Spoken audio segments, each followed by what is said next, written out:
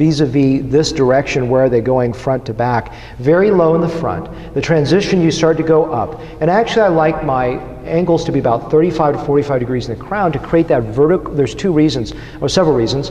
The first reason is around profile we talked about, right? The second thing is more density, because as the angles arc up and down, it actually doubles the visual density. The opposite of what happens in the front, where your angles are going straight forward and you want to actually create a shingle effect on your scalp. So they're a little bit higher up.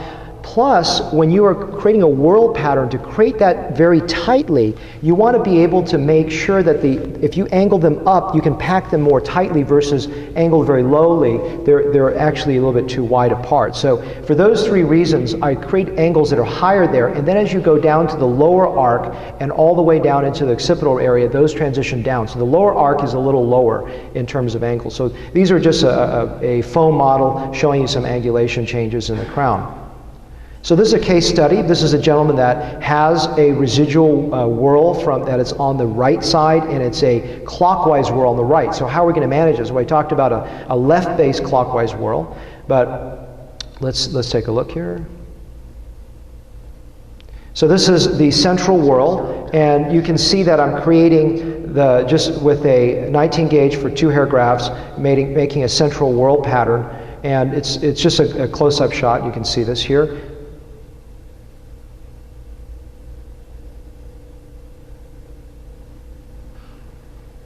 We'll go to the next one, and this is now expanding with an 18 gauge needle, making 3 hair grafts and expanding this pattern beyond the central quarter size of the central whorl. And just to show you my hands making those sights, okay? Sorry for the little static there. So this is the design here. Now this is actually different. Remember I told you that I tend to like more density in the upper arc? Well, because this is clockwise, going on the right, what I tried to do was actually make it almost equal density upper and lower arc, but focus on the center, because both the upper and lower arc are going out to cover more distance. So again, the idea is a cascade effect, is how much ground does that graft cover and travel distance. So I actually created the central area with stronger 3 hair grafts, rather than doing an upper arc of strength and a lower arc of less strength. And this is just showing you as I transition up into the vertex transition zone, I'm using stronger grafts, difollicular unit grafts, with a 16 gauge needle going upwards. And now you see what I've done is I've joined the 3 hair grafts and moved it up to the posterior mid-scalp area with stronger difollicular unit grafts, where I want to create some central strength. And then and that's showing the blue is the stronger difollicular unit grafts. The pink is going to be the 3 hair grafts, and then the central 2 hair grafts of my whorl. Then I finish that with the bent needle of using a 19 gauge needle to sort of transition and join all the areas that I just created in areas of slightly less priority.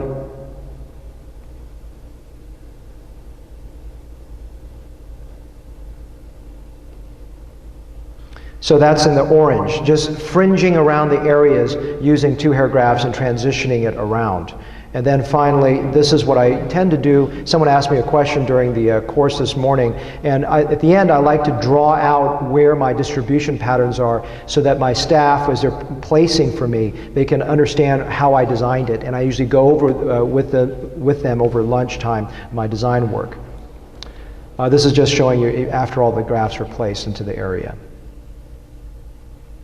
So how do you position the patient? When I'm doing hairline and mid-scalp, you heard for the people who are working with me, I like the patient supine, so your hair angles are very low. It's much easier to do that. For a crown, I actually like the patient sitting more upright, because I can get my angles more perpendicular that way, versus if they're low, it's very hard for me to do that. And then I bring them and transition them over to one side as I'm creating part of the whorl, and then for the other part, I have them turn the other way so that I can create the rest of the whorl. It makes it much easier for me to finish the entire pattern around the head. So how do I plan? You know, people talk about planning. The front, as we heard, is a priority zone, and I want that to be an area that I focus on typically first. I do the crown second to finish off everything, and as you heard with the concept of the billboard effect, I may need to actually put more grafts there. So I like, if we need to come back for a third session, you know, I space these about a year apart. I come back and sort of dress up areas that need a little bit more density, central forelock, certain parts of the crowns that may not have worked as well as I thought, and blend that up forward. So that's how I typically look at a person with extensive baldness, that I need to cover everything, or I can cover everything. This is the example you saw in the mock-up where this is a clockwise whirl finishing up for him. Side view, you can see that what's happened is it just helps finish that. You can see that flattening effect of the posterior portion.